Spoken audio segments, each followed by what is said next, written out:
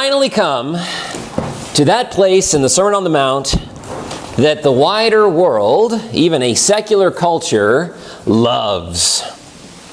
And that part is rather short, maybe only 2 words long, but chapter 7 of Matthew, verse 1.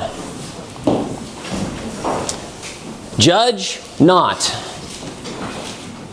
There it is. There's our culture's favorite Bible passage. It's not John 3:16, although that's nice, but by far and away, the scripture that has embedded itself even into a rather irreligious society is, judge not. You can't judge me, I won't judge you, you live your life, I'll live my life, don't judge. Unfortunately, as we have said, to just pluck this out of its context is a gross misunderstanding of what Jesus is trying to accomplish. And now, because that has become almost like a club that you beat each other over the head with, right? Whenever it is that you don't like criticism, then you can just hit someone with the judge not verse. We've kind of become defensive to it almost, haven't we? And as soon as someone says, judge not, well, we're thinking, well, what about all these places where we should judge? And so we come to this passage and we read, judge not, that you be not judged, and rather than trying to honestly come to terms with what Jesus is trying to do here, we rush to say, oh, well, yes, but all of these places over here we really should judge, and all of these over here are appropriate ways to judge, and we can't, get rid of these. That's not what Jesus has in mind. Okay, that might be the case, but what does Jesus have in mind? That is the question before us. So rather than quickly moving on to all the ways in which we can judge, let's spend some time absorbing what Jesus is actually saying. And once again, if you approach this in an isolated fashion, then one, you're going to lack understanding for what Jesus is trying to accomplish, but you are also not going to be in a position personally to actually be able to do what Jesus is telling you to do. Because before you get to chapter 7, you have to get through chapters 5 and 6 first. And if you miss what's going on in those chapters and just rush into trying to do the stuff in chapter 7, it's not going to go well for you. And so you have to start with the Beatitudes and come to terms with the fact that Jesus' gospel, that the kingdom of heaven is at hand, that it is available to every single person. You have to come to terms with the fact that you, in your present circumstance, have direct access to the good life. God's blessing is available even to you, to those around you, and to the person you would think least likely to ever be able to enter the kingdom. They, too, have the kingdom at hand. So, Jesus paints the picture of who has access to the good life. Then he transitions to start to talk about who is it that is a really good person. Right? And if you don't come to grips with who is a really good person, and then you skip all of that and you just try not to judge people, you're going to have a bad time. So you have to come to terms with who a really good person is. Someone that is pervaded with agape love. And then you want to avoid the pitfalls that can so easily ensnare us as we are on this journey to life in the kingdom. Things like religious respectability, performative righteousness, trying to just operate on the human plane of competence, just seeing what we can do by our own elbow grease, and then trying to secure our own lives by means of our own resources, putting our trust in the things of this world, as opposed to the things of the kingdom of God, the things that God is actually doing in the world right now. If you get through all of that and you are actually doing what it is that Jesus said to do, now you are in a position to broach the subject of chapter 7. Chapter 7 moves us directly into the interpersonal realm. This morning we're only going to have time to cover 2 of the 3 topics that Jesus is going to cover. We're going to cover judging, and we're going to cover casting pearls before swine. We're not going to get to request, just for time's sake. However, I think we'll have our hands full. So, Matthew chapter 7, let's get a handle on what Jesus says. He says, "Judge not, that you be not judged. For with the judgment you pronounce, you will be judged. And with the measure you use, it will be measured to you. Why do you see the speck that is in your brother's eye, but do not notice the log that is in your own eye? Or how can you say to your brother, 'Here, let me take the speck out of your eye,' when behold, the log is in yours? First remove the log from your own eye, and then you will see clearly to be able to remove the speck from your brother's eye." Okay. What does Jesus mean by this teaching? Don't start looking for loopholes just yet. What does he mean? How is it that what Jesus is communicating here helps us to interact with other people as we live richly in the kingdom with Jesus? The first thing that he mentions is this word judging. And judging, insofar as Jesus is using it here, has to do with condemning. Condemning. And so he says, if you're going to be judging people, if you're going to be condemning people, guess what you're going to get back from those same people? Condemnation. I condemn you. Your response? Well, yeah, but you. Yeah, you're doing that wrong. Well, you're doing this wrong. It's just tit for tat. That is the natural course of human affairs. I condemn you. You now feel injured and defensive. Now you have to respond by condemning me. And round and round and round and round and round and round we go. But it's not just round and round. It's more like round and round. It's a spiral in human affairs. And Jesus just is straight up with you. If that is the approach that you are going to take with your fellow human beings, it's not going to go well. Condemnation will breed condemnation, will breed condemnation. So what does he say? He says, first, get the log out of your eye. Then you'll see clearly to remove the speck from your brother's eye. And you could take this one of 2 ways.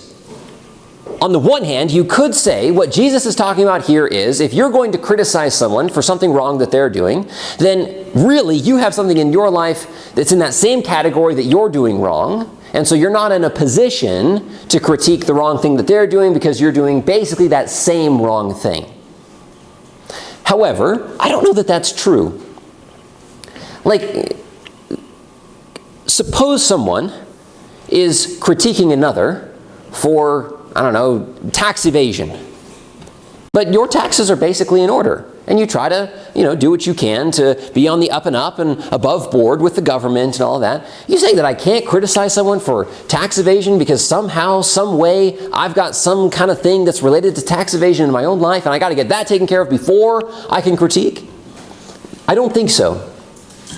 I think that the log that Jesus is describing here that is in your eye just is this attitude of condemnation. That the condemnation is the log.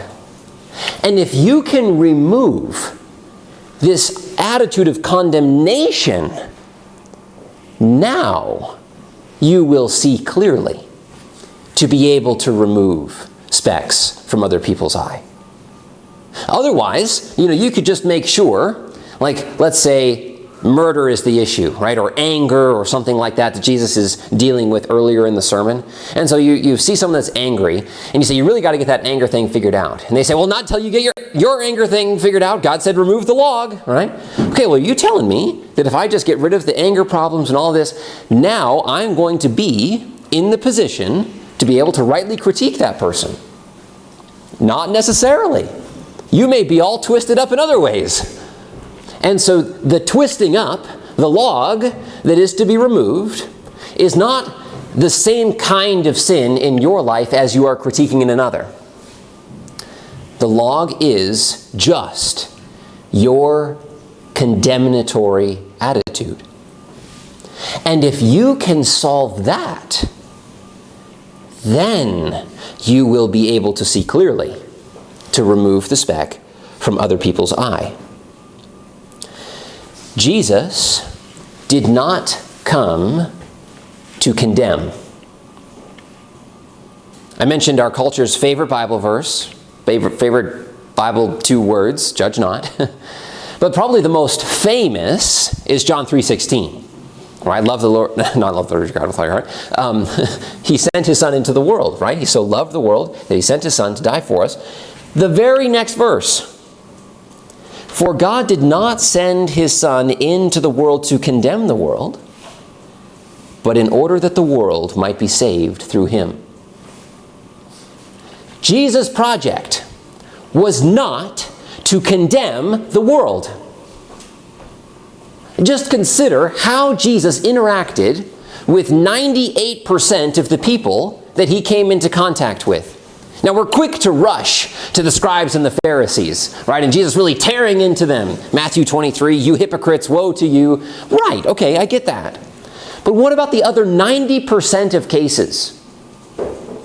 What about the people that were just ensnared in sin and greed and fraud and selfishness and condemnation? Compassion. Compassion. If you overlay Jesus' approach with the scribes and Pharisees onto your interaction with most of the people you meet, then you will not be adopting a Christ-like attitude. A far more Christ-like attitude is when Jesus sees the crowds that are following him. And these are not pinnacles of virtue. These are everyday people. Everyday people. And he sees the crowds, and he says, I have compassion on them, because they are like sheep without a shepherd. That is the attitude of Jesus. Jesus did not come to condemn, but to save. Dallas Willard, who I've mentioned before, by the way, just in terms of transparency, if you want to dig in to the things that we have been talking about over the course of this weekend, I could not recommend highly enough his book, The Divine Conspiracy. Much of the material here has been dependent on Willard's thought here, but here's another quote from Willard. He says that Jesus, he knows that the mere fact that we are condemning someone shows that our heart does not have the kingdom rightness that Jesus has been talking about. We cannot see clearly how to assist our brother because we cannot see our brother. We cannot see clearly to remove the speck from our brother because we can't even see him. But when Jesus looks to the crowds, he doesn't condemn. He sees them. And he has compassion on them.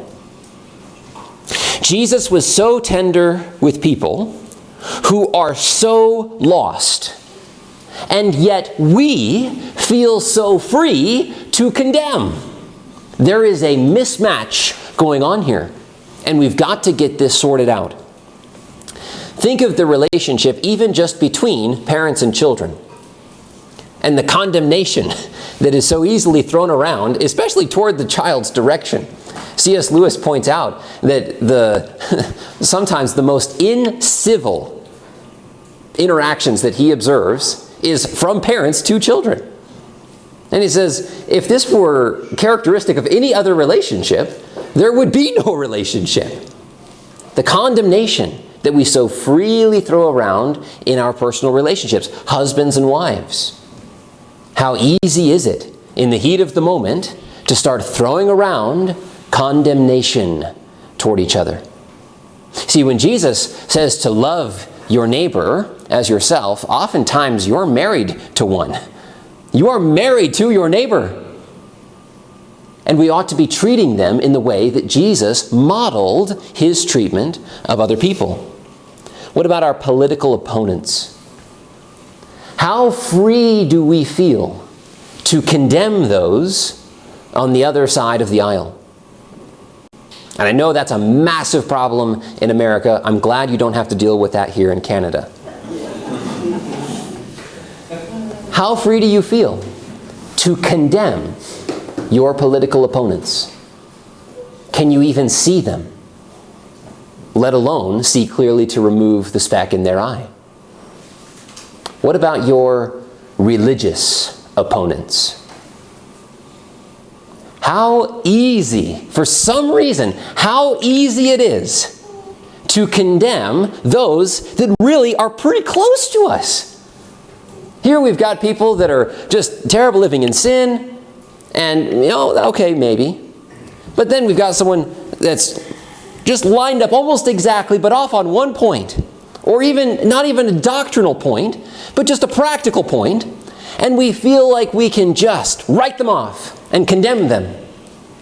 How easy we condemn the person standing right next to us, the tax collectors and sinners.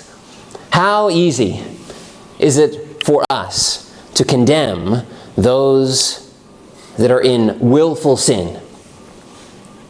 And again, I don't want to let anyone off the hook. I don't want to give the impression that none of these issues matter.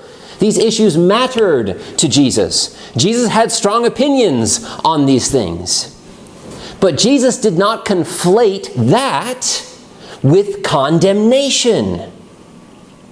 And if you can't make that distinction, then you can't see clearly enough to try to remove the speck. And so we have various tax collectors and sinners in our society, right? The people that we write off, that we consider to just be beyond the pale, and we feel very comfortable condemning them, just as the Pharisees felt comfortable condemning the sinners of their day. But if Jesus is willing to sit down and have a meal and enjoy his time with people that were on the outskirts of religious respectability, then how much more should we, who are his so-called followers?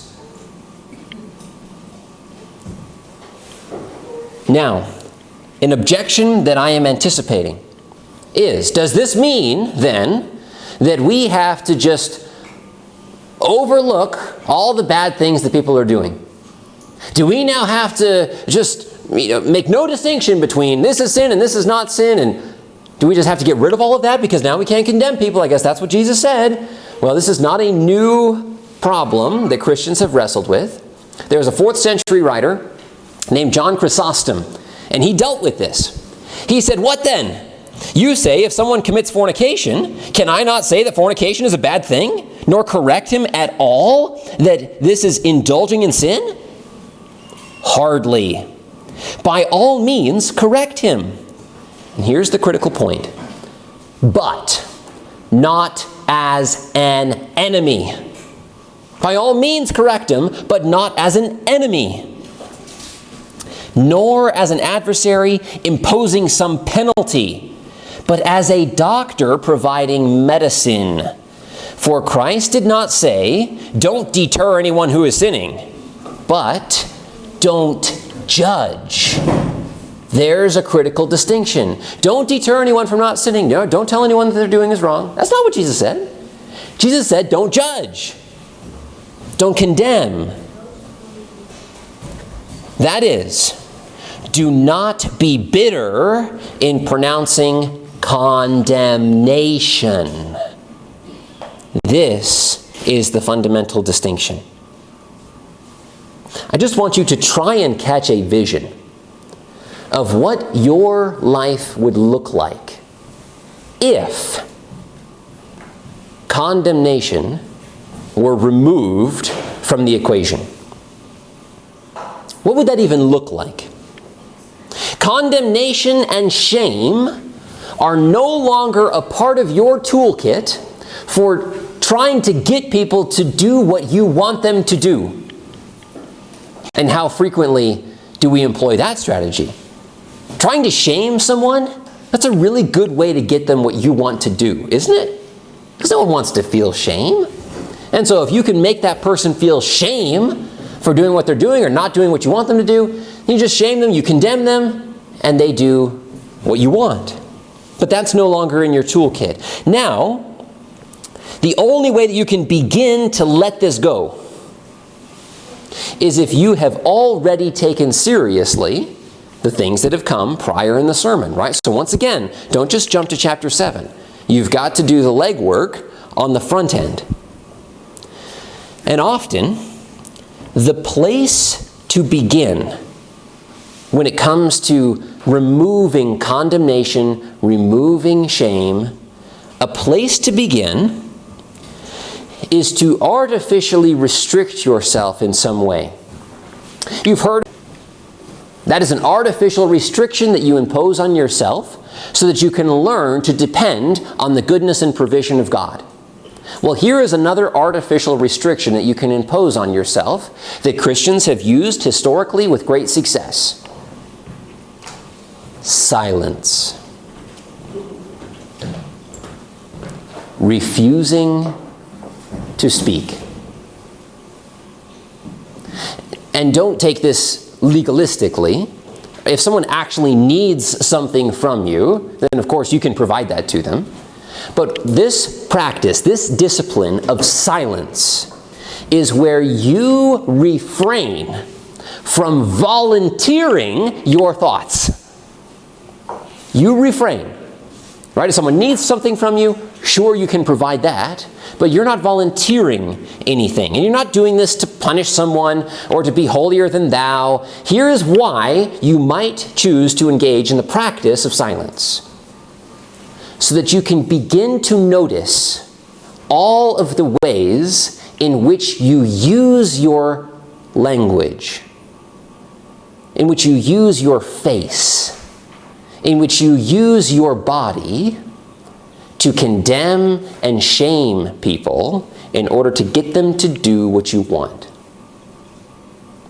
Because when that strategy is no longer available to you, you'll start to see it pop up all over the place. All these places that you would have used it, now you can't. And it just brings it to the surface. And now that it's brought to the surface, it can begin to be worked on. So as you begin trying to remove condemnation, you engage in the practice of silence. This brings it to the surface. Now it can be dealt with. Now it can be brought before the Father. Now you can ask Him to help you untwist this part of who you have become. And in this way, you become a little bit more like Jesus. Your character now starts to look a little bit more like who He is. And you begin to see people and have compassion on them, as opposed to seeing their mistakes and heaping up condemnation. So Jesus says, judge not. Then He progresses, and we have this little parable, verse 6. Do not give to dogs what is holy, and do not throw your pearls before pigs, lest they trample them underfoot and turn to attack you. I heard about an old farmer that was more or less swindled into buying a pig because this pig allegedly could sniff out pearls. And he lived near the coast, and he knew that there were clams with valuable pearls in there. And so he bought this pig at a steep price, took it to the shore, and got on the boat. And the pig, to his great surprise, stood on the hull of the ship and kind of pointed in one direction. And so the farmer started sailing out in that direction. And the pig kind of course-corrected, pointed over there, and the farmer moved the ship. And eventually got to a point where the pig was just running around in circles going crazy. And the farmer's thinking, this is it. This is where the pearl is. And so he tosses the pig into the ocean. Pig swims for a bit, dives down, and doesn't resurface. And so I guess that just goes to show that you shouldn't cast your pigs before pearls. That proverb didn't catch on nearly as well as the one that Jesus had, right? Don't cast your pearls before swine. What does Jesus have in mind here? And remember, this is coming off the heels of a passage about not condemning people. And yet the way that this parable is typically interpreted is in a way that permits us to condemn people. Don't cast your pearls before swine. The typical way that that is taken is, you have something of tremendous value, but don't waste it. Don't waste it on these pigs and these dogs, right? It's too good for them. And so the typical way that this is interpreted is actually allowing us to have a kind of condemnatory attitude. And I would submit to you that any interpretation of this text that permits you to have a condescending or condemning attitude toward other people has got to be dismissed. That can't be what Jesus has in mind. So what's going on? I think what's going on is actually what is exemplified in the life of Jesus later in the gospel. I'm just going to rapid fire a couple of passages. This is Matthew chapter 8, verse 28. The people of the town ask Jesus to leave, and he does. He does not force himself upon people that do not want him to be there. Matthew chapter 13, verse 58. He did not do many miracles in his hometown because of their unbelief. But clearer still, I think, is Matthew 21, verse 27. The Pharisees ask by what authority Jesus is going to do these things. He says, I'll ask you a question. If you can answer mine, then I'll answer yours. He asks about the baptism of John. Where was it from? They say, we don't know. And Jesus says, well, then I'm not going to tell you either. And then finally, Matthew 16, verse 20, where he literally commands his disciples, after Peter has made this great confession, you are the Christ, the Son of the living God, Jesus says, Peter, you nailed it. You're right. Now, don't tell anyone, please. Please don't tell anyone. Now, why didn't Jesus go around telling people that he was the Messiah?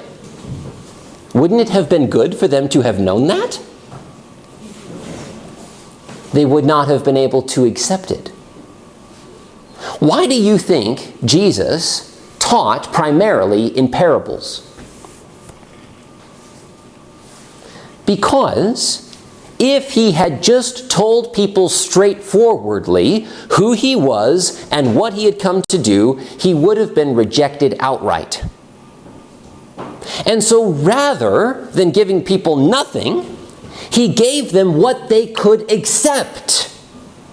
A parable to think about, to chew on. It wasn't as straightforward, but it was far more effective because it could actually get into people's lives.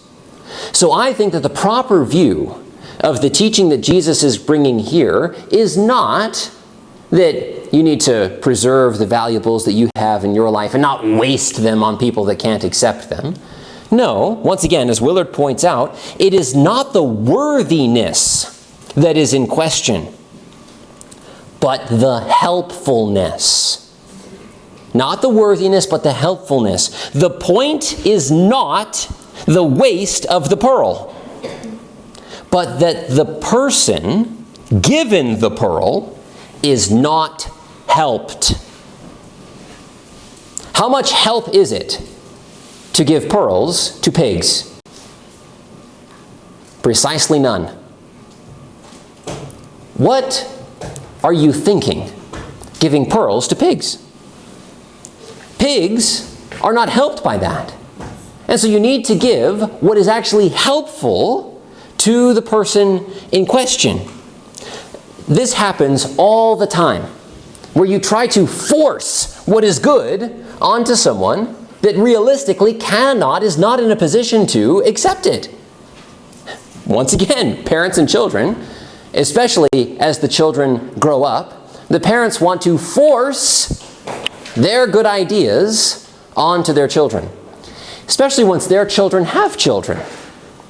Then the grandparents want to show the parents how to parent, right? And they want to force all these pearls of wisdom onto their children, but it's not helpful. It's not helpful. Have you ever tried to force feed someone the gospel? How well does that go? This is good for you. It's your salvation. You better enjoy it. Not helpful. Not helpful at all. Seasoned veterans and new mothers. This is a delicate dynamic. Because the ones who have been there have all of these wonderful things to say, and the new mothers are just trying to figure things out as they're going along. And so a little bit can be helpful, but too much is just overwhelming. And it's going to breed resentment because they cannot accept what you're giving them, but they need something. And so if you keep doing that, and you keep giving people what they cannot accept, guess what happens? They turn on you and they attack you, just as Jesus says in the parable.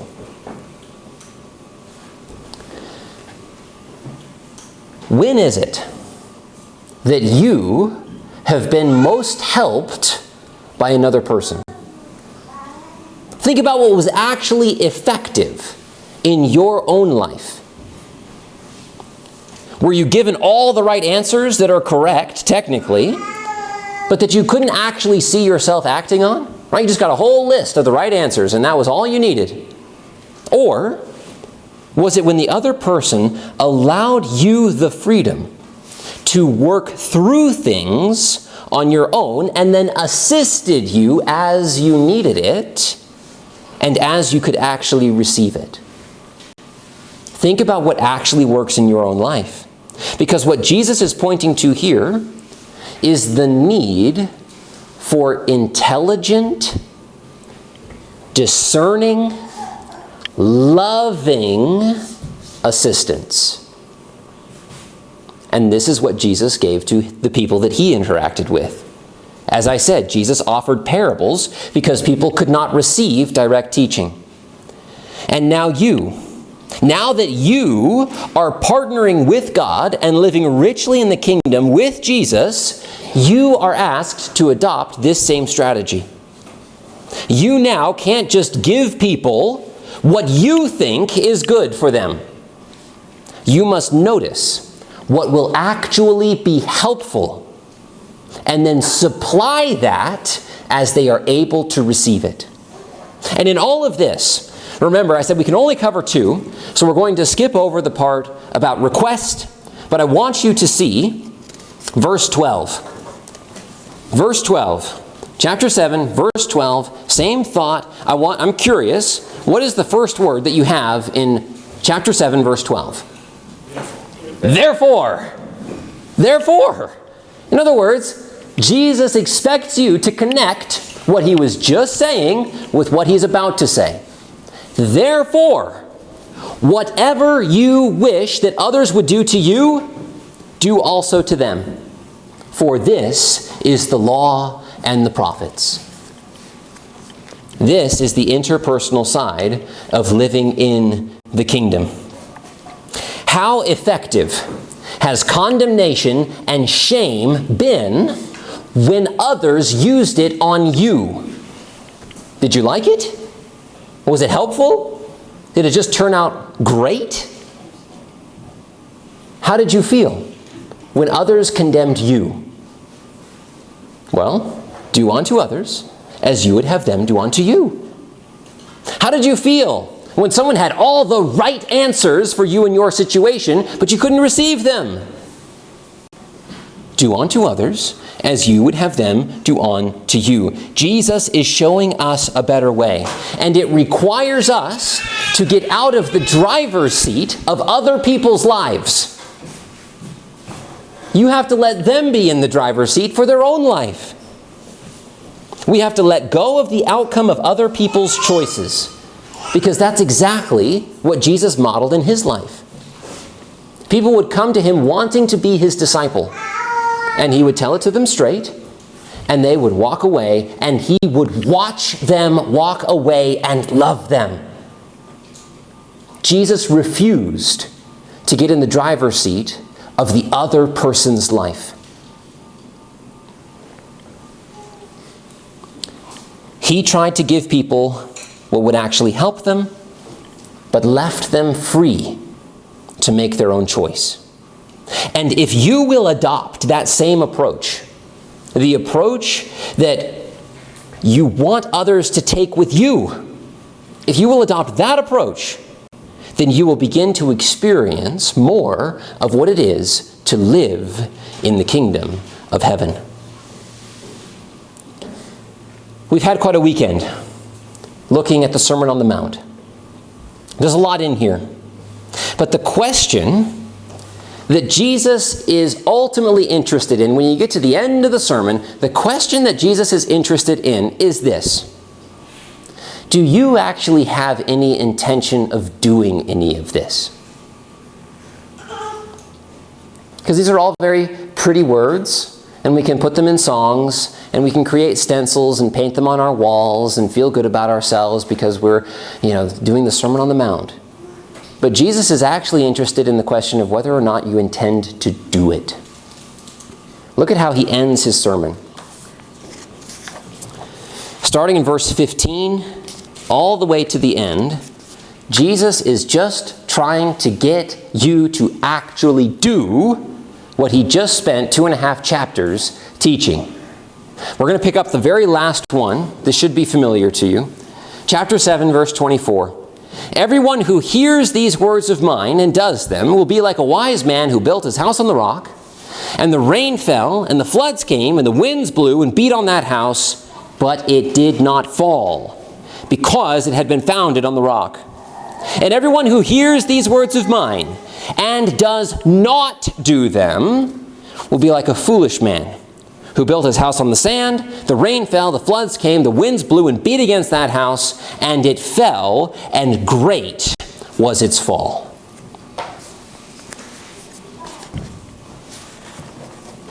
The storm will come.